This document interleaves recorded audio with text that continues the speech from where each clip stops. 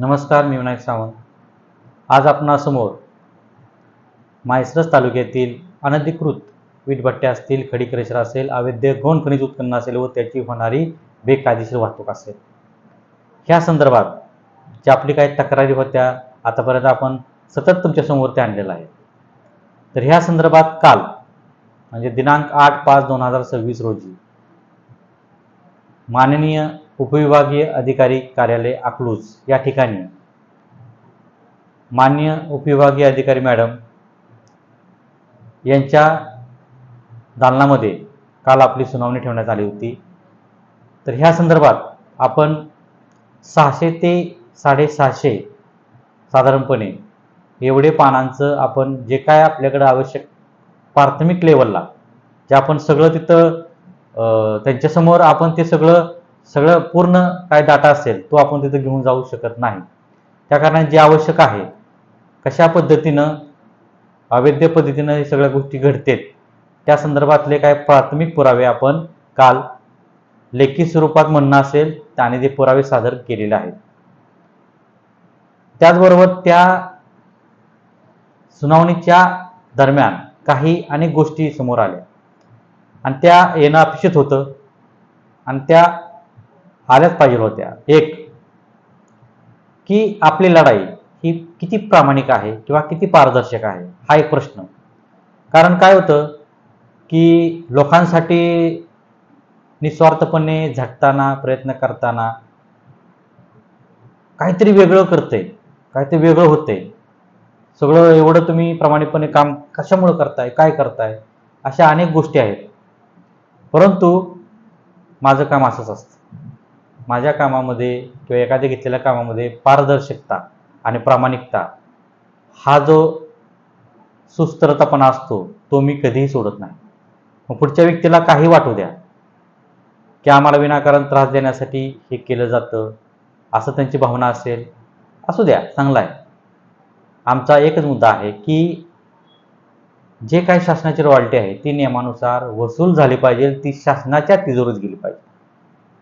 ते कोणाच्या तिजोरीत जाते, काय जाते, ह्या गोष्टीकडे आम्हाला जायचं नाही आणि ह्याविषयी मी कधीही कुठेही चर्चा करत नाही किंवा कोणा आरोपही करत नाही. परंतु जर मी प्रामाणिकपणे काम करत असेल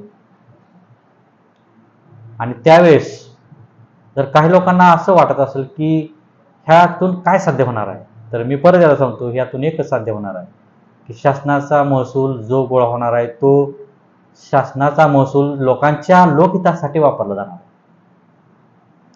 आज मला सांगा, लाडक्या बहिणींसाठी दिले जाणारे पैसे असतील, इतर योजनेसाठी दिले जाणारे पैसे असतील किंवा सामाजिक विभागाच्या माध्यमातून काही सामाजिक घटकांना समाजामध्ये, शिक्षण क्षेत्रामध्ये, उद्योगधंद्यामध्ये त्यांना कुठंतरी समानता येण्यासाठी ह्या सगळ्या जी काही आर्थिक गोष्टी आवश्यक असतात त्यासाठी हा महसूल सुद्धा महत्त्वाचा आहे, हे आपण लक्षात घेतलं पाहिजे. 15 दिवसामध्ये जे काय असेल अहवाल, किती रॉयल्टी, किती बाकीच्या गोष्टी झाल्या, काय कारवाई झाली, किती कारवाई झाल्या, काय दंडात्मक झाली, काय बोजा चढले, अशा पद्धतीचे जे काय सगळे डिटेल्स अहवाल आहेत ते आपल्याला 15 दिवसामध्ये द्यावेत असे निर्देश माननीय उपविभागीय अधिकारी मॅडम यांनी मान्य तहसीलदार साहेबांना दिलेले आहे. त्याचबरोबर जी काय आपण 600 ते 750 काही जे काय पुरावे किंवा कागदपत्र असतील जे आवश्यक आहेत प्राथमिक लेवलला ते त्यांच्याजवळ आपण दिलेले आहेत. त्या पद्धतीनं चौकशी व्हावी किंवा त्या पद्धतीनं कारवाई व्हावी अशा पद्धतीची विनंती सुद्धा आपण तिथे केलेली आहे. हे सगळं करत असताना परत एकदा मी मेन मुद्द्याकडे येतो, जो मुद्दा ह्यातून मला स्पष्टीकरण द्यायचं आहे की माझं काम प्रामाणिक आणि एकनिष्ठ असतं. हे का असतं त्याचं उदाहरण सांगतो तुम्हाला, म्हणजे तुमच्या लक्षात येईल. आज सांगा 600 ते 750 पानाचं जी काय असेल जी माहिती संकलित केलेली आहे, मग ती माहिती मी ज्या सोर्सच्या माध्यमातून घेतली असेल त्या सोर्सविषयी मला सतत विचारणा करण्यात आली, परंतु मी माननीय उपविभागीय अधिकारी मॅडम यांना सांगितलं की जे काही सोर्स आहेत त्या सोर्स ह्या सगळ्या 600 ते 750 ह्याच्यामध्ये आहेत, तर त्याचा तुम्ही स्टडी करावा त्या सोर्सचा, आणि त्यानुसार तुम्हाला नक्की तो सोर्स चुकीचा आहे का बरोबर आहे का नाही ते तुम्ही चेक करावं. तुम्हाला जे सोर्स मिळालेला आहे आणि तो खात्रीशीर सोर्स आहे, त्यांच्या विभागाचा असेल किंवा वरिष्ठ कार्यालयातील असेल किंवा त्याच्या वरिष्ठ कार्यालयातील असेल, तो अधिकृत आहे, तर तुम्ही तपासणी करावी. त्यासाठी ते आपण त्यांना विनंती केलेली आहे. आता प्रामाणिकता का आणि एकनिष्ठता का आणि ह्याच्यामध्ये पारदर्शकता का, तर मला सांगा, ह्या सगळ्या गोष्टी आपण जे कलेक्ट केल्या, ह्या कलेक्ट केलेल्या गोष्टी माझ्याजवळ मी कलेक्ट केल्या या 2-3 वर्षामध्ये जी काय आवश्यकता आहे, आणि त्या सगळ्या सुनावणी घ्यावी ह्यासाठी मी सतत माननीय जिल्हाधिकारी साहेबांना सुद्धा मी पत्र दिलेलं आहे की माझी सुनावणी घ्या, तुमच्याजवळ पुरावे सादर केले जातील, सगळं दिलेलं आहे. गेल्या वेळेस सुनावणी झाली माननीय उपविभागीय अधिकारी यांच्या कार्यालयामध्ये अकलूजमध्ये, त्यावेळेस सुद्धा आपण त्यांचे प्रतिनिधी होते, तहसीलदार साहेबांचे माळी भाऊसाहेब म्हणून होते, त्यांना ते पुरावे आपण दिले. तहसील कार्यालयामध्ये सुद्धा आपण सुनावणी घेण्यासाठी विनंती केली, कारणं सांगितली, पालखीच्या ह्याच्यामध्ये आहे, सुनावणी आहे, अशी कारणं असू शकतं, त्याबद्दल काय नाही, असू शकतं, त्याबद्दल डाऊट नाही. मग तिथं सुद्धा आपण आवकजावकला ते पुरावे सादर केले, तरी सुद्धा काय नाही. शेवटी काल परत सुनावणी घेतल्यानंतर पारदर्शकता कामामध्ये आहे का नाही हे तुम्ही सांगा. आज ते जे सगळे पुरावे तिथं सादर केले, मी काय ठेवलं का, तिथून मला सोर्स मिळाला, तो डाटा मी तिथे सादर काय केला, मी का मागणी करतोय, मला सुनावणी घेण्यात यावी, माझे पुरावे तिथे सादर करून घेण्यात यावे. याचा अर्थ ते आपल्याला पुरावे द्यायचेच आहेत आणि आपल्याला शासनाचा महसूल गोळा झालाच पाहिजे आणि यांच्यावर कारवाई झाली पाहिजे. ह्याचा फायदा महसूल वसूल झाल्यानंतर जो लोकहितासाठी वापरला जाणार आहे. दुसरी गोष्ट, जर तुम्हाला रॉयल्टी घ्यायची नसेल किंवा असे अवैध उत्खनन करणारे, अवैध व्यापार करणारे ही लोक जे आहेत, हे लोकांची आर्थिक लूट करतात का नाही. आज 14-15 मनमानी पद्धतीने रेट लावायचे विटांचे, खडी क्रशरच्या निघलेल्या डस्ट असेल, कच असेल किंवा खडे असेल, त्याचं मनमानी पद्धतीने रेट लावायचे, हे दिसत नाही शासनाला. त्यामुळे ही लढाई माझी थांबणार नाही. जी लढाई सुरू आहे ती लढाई सुरू राहणार. कुणी किती नावं ठेवली, काही केलं तरी सुद्धा ही लढाई थांबणार नाही. हे या माध्यमातून मला सांगायचं आहे.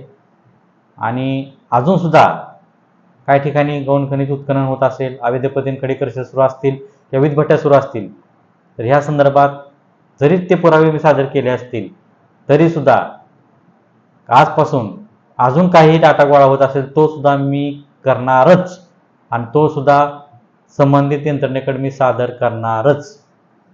मी थांबणार नाही, हिच्या माध्यमातून सांगतो.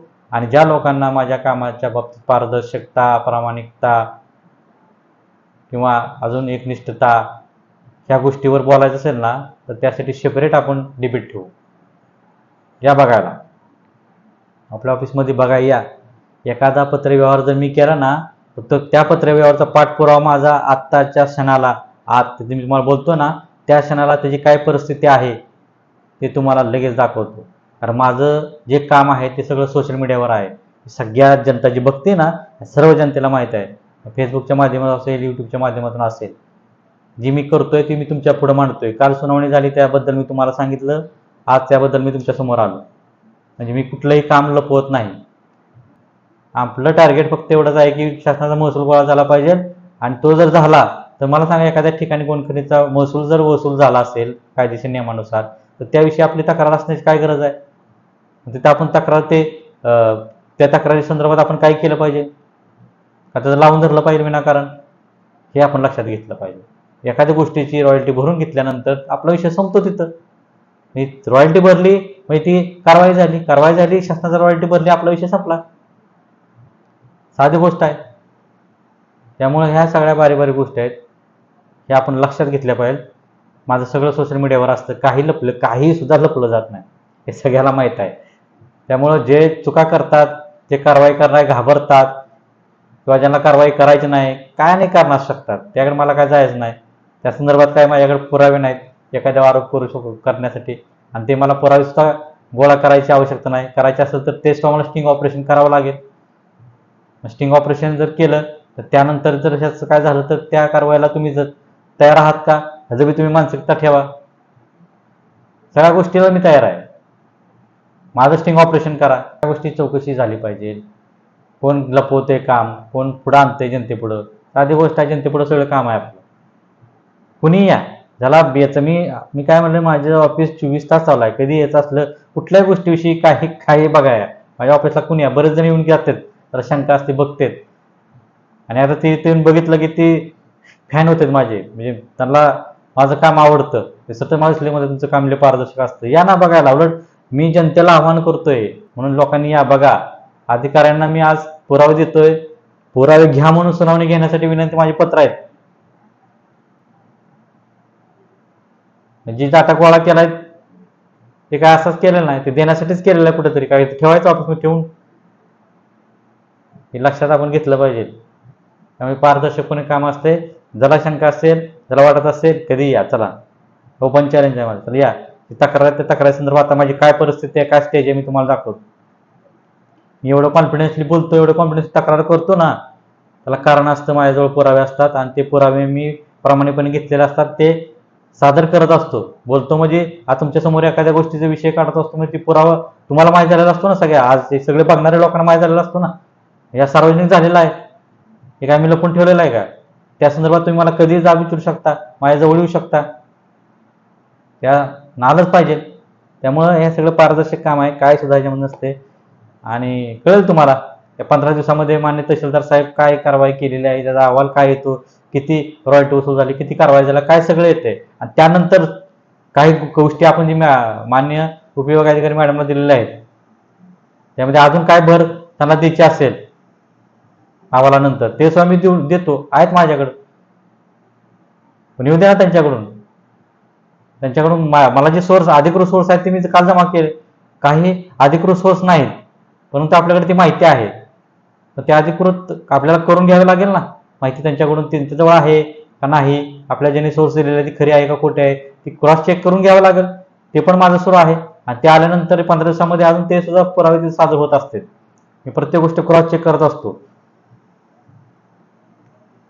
त्यामुळं माळशिरस तालुक्यातील महसूल प्रशासनाला माझी विनंती आहे, त्यामध्ये माननीय उपविभागीय अधिकारी मॅडम असतील, माननीय तहसीलदार साहेब माळशिरस असतील, त्या मंडल असतील, मंडळाधिकारी असतील, तलाठी असतील, किंवा महावितरण कंपनीचे उपअभियंता असतील किंवा कार्यकारी अभियंता असतील, त्यांना माझी नम्र विनंती आहे.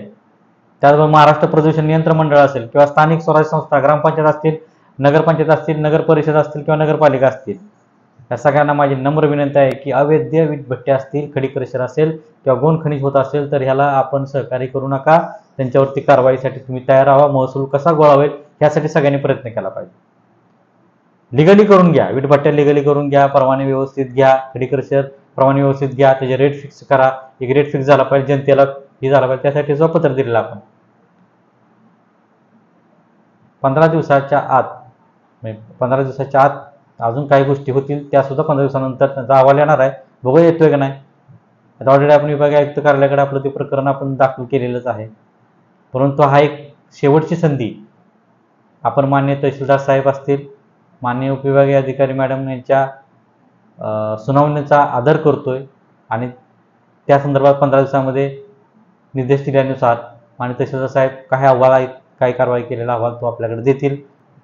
आणि त्यानंतर बघूया काय होते आणि आपण दिलेल्या पुराव्यानुसार काय कारवाई होते, बघूया, पाहूया.